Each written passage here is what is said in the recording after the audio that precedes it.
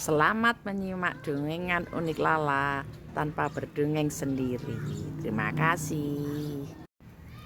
Rahayu, jumpa lagi dalam dongeng unik Lala.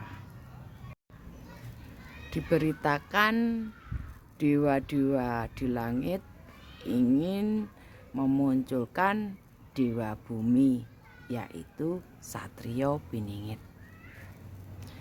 Dalam percobaan ini atau pengharapan dewa bumi ini, maka dikeluarkanlah bibit-bibit unggul melalui sebuah banyak telur, katakanlah 1000 telur gitu. 1000 telur diturunkan ke Mayapada menika melalui induk-induk unggas. Karena kenapa kena unggas? Karena telur adalah berkaki 2. Kalau berkaki 4 tidak bisa bertelur.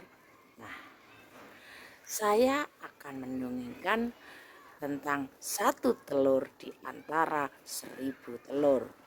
Mungkin bisa jadi yang jelas kesatria pasukan hitam ataupun Satrio Piningit, Allahu alam. Maka disebutkanlah ada seekor induk itik yang sedang mengerami telurnya. Dititipkanlah satu telur ke pengeramannya. Satu persatu telur telah menetas. Sang induk senang sekali karena lucu. Masih ada telur yang belum menetas, masih dikerami telur menika. Karena mungkin itu tidak bisa berhitung ya, sederek diirami terus. Akhirnya telur dari dewa atau telur dari langit itu pun menetas. Juga anak-anak yang lucu masih berwarna kuning, baru bulu-bulu lembut, belum menjadi bulu sempurna. Yang lain saling pandang. Sepertinya yang terakhir adik mereka kok berbeda dari kita-kita, karena badannya lebih besar meskipun menetasnya di akhir-akhir. Nah, maka mulailah sang induk pun mengajari anak-anak mereka belajar berenang. Mereka hanya diam saja, dan induk pun karena menganggap mereka adalah anaknya, hasil pengeramannya, tentunya semua anaknya. Akhirnya berenang, belajar berenang, tapi mencolok sekali meskipun warna yang sama, tapi dari paruh, dari besarnya itu agak berbeda, dan suaranya pun agak paruh, sehingga mungkin cuitan anak-anak sang itik menika paling paruh. Saudara-saudaranya yang lebih dahulu mengucilkan karena mereka merasa lebih cantik, dan si paling kecil pun dianggap gendut, bukan besar, dianggap jelek. Dan si adik yang kecil tapi berbadan besar menikah ya diam saja, ya menerima aja, merasa dirinya kurang dari yang lainnya. Meskipun begitu, sedikit merasa rendah diri, dia memaknainya itu adalah hinaan, dan remehannya kakak-kakaknya dianggap itu adalah kelebihannya, sehingga mendidik dia menjadi pribadi yang rendah hati. Hari-hari semakin bertambah, mereka bertumbuhlah, semakin banyak dari kakak-kakaknya keahliannya, yang bagi si kecil menika sing paling bontot mereka eh, dengan segala kerendahan ini tidak merasa lebih dan merasa paling tidak dianggap karena memang merasa kekurangan. Dia tidak sadar kalau itu adalah kelebihan dia, tapi itu adalah nilai positifnya membuat si kecil yang menetas terakhir itu adalah sebuah tindakan rendah hati, menghormati kakaknya karena yang lebih tua dan dianggap lebih senior dan lebih pintar dan segalanya. Karena rata-rata di sekolah itu memang kakak-kakaknya itu memang dari bibit unggul sederek menjadi juara dan sebagainya.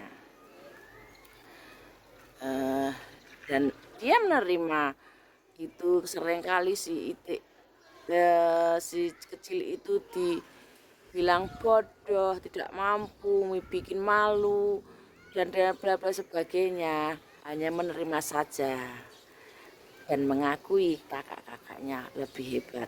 Memang benar, kakak-kakaknya memang semua juara di kelas Itik.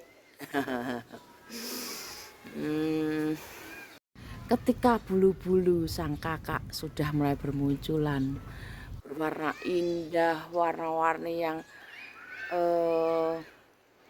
warna yang khas Itik ya sederek, ada belirik-beliriknya.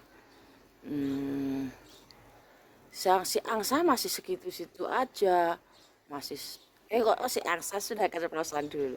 Akhirnya tidak menyadari bahwa Itik terakhir adalah angsa, tapi belum menyadarinya.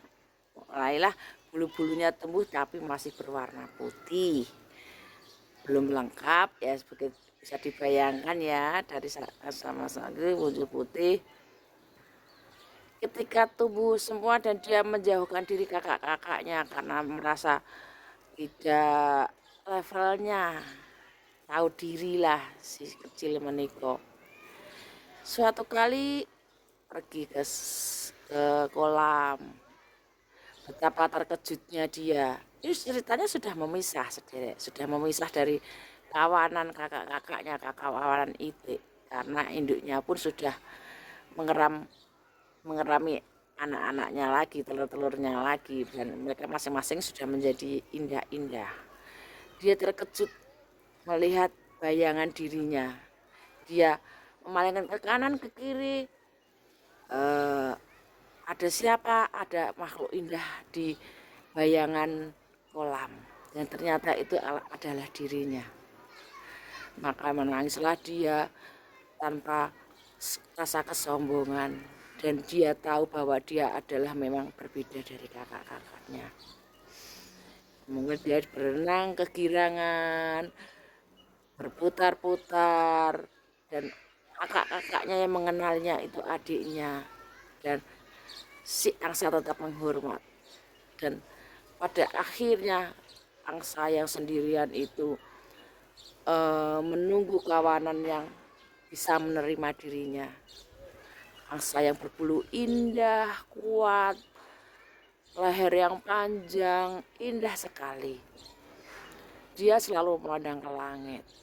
Adakah kawanan yang pernah dilihatnya seperti dirinya? Dia pernah melihat sederek yang dia kagumi dari dalam hati. Ada kawanan terbang di atas berwarna putih, itu cantik. Ternyata dia seperti itu. Ternyata kawanan angsa yang terbang di udara. Dan dia menunggu kawanan angsa melintas lagi di musim yang akan datang. Setia menunggu di samping kolam dengan penuh ketabahan, ceria, menghormati makhluk-makhluk yang lain. Tapi tidak dipungkiri itu adalah makhluk tercantik di dunia unggas. Dan dia pun tidak sadar bahwa dia itu lebih cantik dari yang pernah dilihatnya. Meskipun begitu dia tidak sombong dan tetap setia menunggu dengan segala kerendahan hati. Itulah Satrio Piningit sejati, jiwa Satrio Piningit, jiwa-jiwa pilihan. Mengaten sederek, mugi-mugi dengan saya bisa diambil manfaatnya. Rahayu Pinaringan, selamat.